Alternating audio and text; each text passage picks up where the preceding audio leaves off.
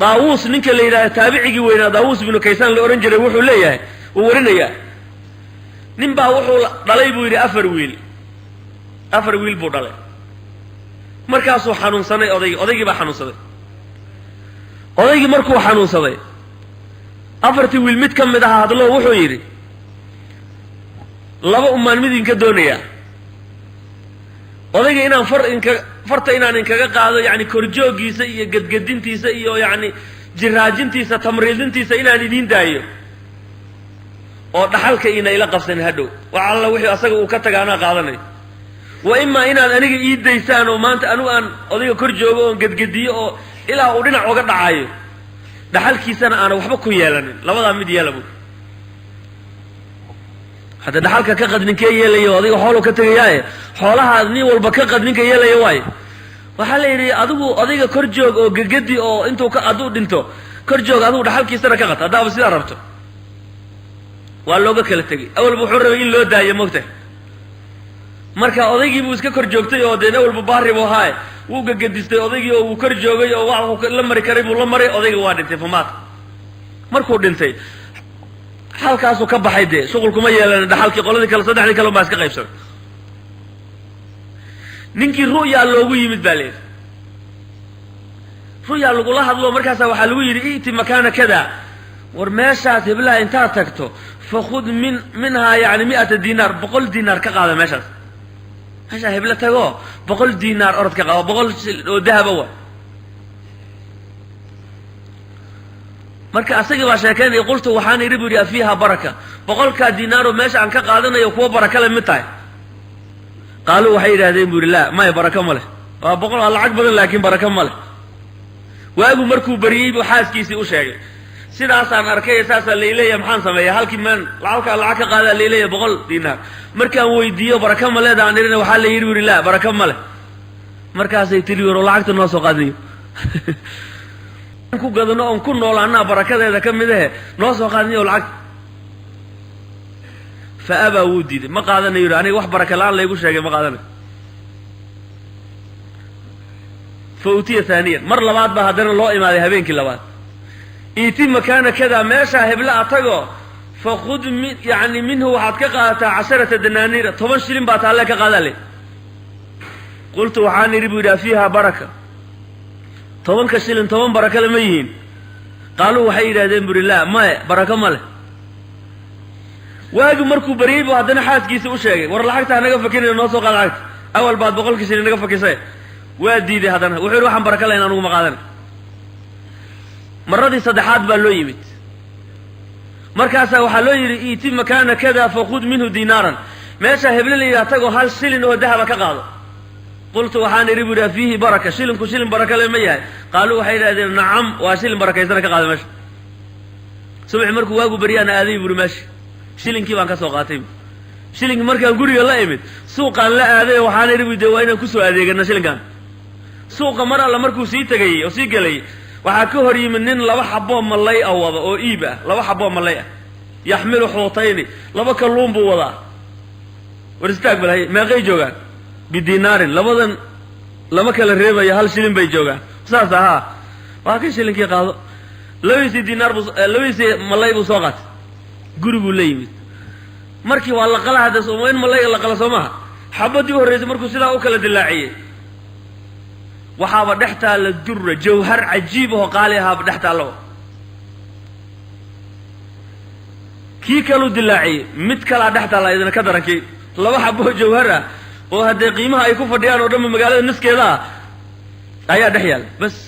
hilibkiisii uu iska karsaday jawhartiina intuu dhig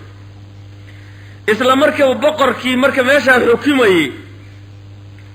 ya amar bixiyo wuxuu yiri jawhar waa in la keeno qaali oo aad u nafiis ah baashi baa la raadiyay ninka moogay ninka loo hayo ninka baa loo yimi agtiis meeqaankaas oo naga gadbaalay baashan meeqaad iga siinaysaa boqorka loo sheegayo markaas wuxuu ka siiyay 30 wiqran soddon gaadiid ah wax lagu raray buu ka siiyay soddon gaadiid ah lacag la saaray maxaad u malaysaa markii loo geeyay boqorkii baashi uu arkay wuxuu yiri midan oo kale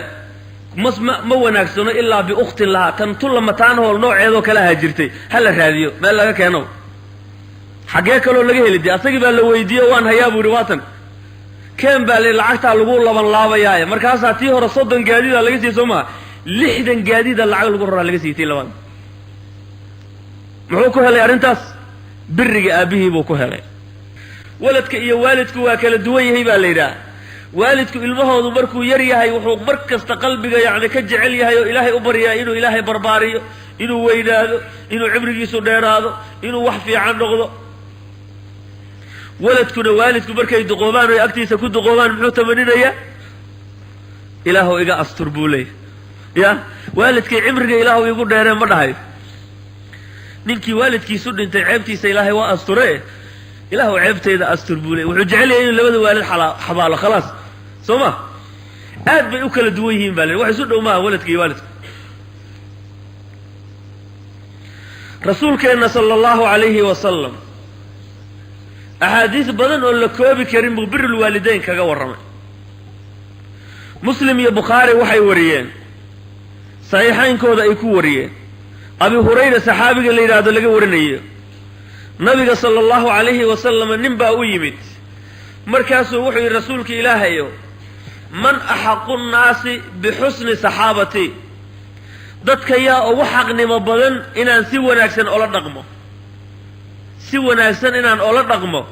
yaa iigu xaqnimo badan dadka qaala wuxuu yidhi nabigu ummuka hooyada uma qaala wuxuu yidhi ninkii nabigii uma man buu yidhi ninkii uma man yaa ku xigo qaala wuxuu yidhi nabigu ummuka hooyada qaala wuxuu yidhi ninkii uma man qaala wuxuu yidhi nabigu ummuka hooyada 3 goor buu nabigu ku celiyay calayhi salaatu wasalaam hooyada xaqeedaa weyn labada waalidba ayagoo xaq kugu leh haddana hooyada xaqeedu sii weyn yahay markii xagga biriga la marayo birul waalidayn markii la joogo hooyadaa la hormariya liannahu way ka dhibaato badnay hooyadu qaala wuxuu yidhi uma man qaala wuxuu yidhi nabigu uma abuuka aabbaha ayuu yidhi markii afraad uma adnaaka fa adnaaka qofba qofku kaa xiga unbaa haddana xaq kugu siil saasuu nabigu leeyay qofba qofku kaa xigo marka markii ilmahan korintiisa iyo dhibka lala soo maray markii la fiiriyo hooyadaa xagga dhibka badnayd baa la yidhahdaa hadhow markay labadoodii haddana isla weynaadaanna hooyadaa tabar daran baa la yidhaha marka laba gooraba baabul biri markii la marayo hooyadaa xaq weyn aabbaha iyo hooyada nin baa nabiga u yimi sala allahu calayhi wasalam faqaala wuxuu yidhi yaa rasuula allah inna lii maalan wa waladan rasuulka ilaahay ow xoolaan qabaa ilmana waan leehay dee carruur badan baan leehay wa ina abii yuriidu an yastaaxa maali aabbahay baa wuxuu doonayaa waxaan haystoo dhan ba inagu iga qaato soo anigu kumaana soo korin haa meeshaad rabta ilmahaaga oga shaqayso waxaa haddaad haysataa anaa iska qaadanayo yidhi bu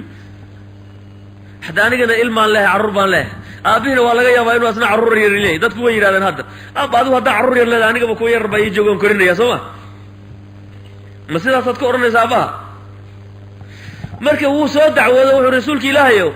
xoolo waan haystaa hadda xoogaa waan ladnahay ilmana waan leehay dee ilmahaas unbaan yuu ka fikirayaa ilmana waan leehay aabbahayna wuxuu doonayaa buuri an yajtaaxa maali istaaxa waxaa la yidhaha in la jirid gooyoba eber kulli inuu iga wada qaato raba hadda saasaan dacwo ka ahay waay muxuu nabiga ugu jawaabay anta wa maaluka liabika adiga iyo xoolahaagaba aabbahabaa iska leh maxaad sheegi suu raba ha yeela asaga ya anta wa maaluka liabika buu nabigu ku yimi calayhi salaatu wasalaam maaluka liabika buu nabigu ku yimi calayhi salaatu wasalaam ibnu maajah baa xadiidkaa warinay marka aabbaha inaad maslaxdo mooyaane dee inaad tidhaahdo waxba shaqo iskuma lihin xoolaha anaa shaqaystay inta ka bax khalad weeye taas shalay markii lagu korinaya maxaad ahayd waxba maad ahayd dhib badan baa lagula soo maray cabdullaahi bin cumar baa wuxuu arkaaday nin hooyadii intuu xumbaaray kacbada dawaafsiinayo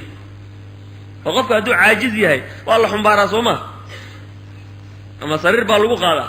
hooyadiibuu intuu dhabarka saaray buu dawaafsiinayaa markaasuu soo fiiray wuxuu yidhi cabdullaahi bin cumarow miyaada arkaynin buu yidhi hooyada inaan xaqeeda u guday hooyada inaan xaqeeda u guday soo ma aragti markaasuu wuxuu yidhi khayr baad samaysay axsanta wanaag baad samaysay xaqeeda ma gudan kartid laakiin khayr baad samaysay buu yidhi maxaa yeelay maalin ay dhabarka kugu waday dharabta aad saarneed dharabta ama ay ku xumbaarsanayd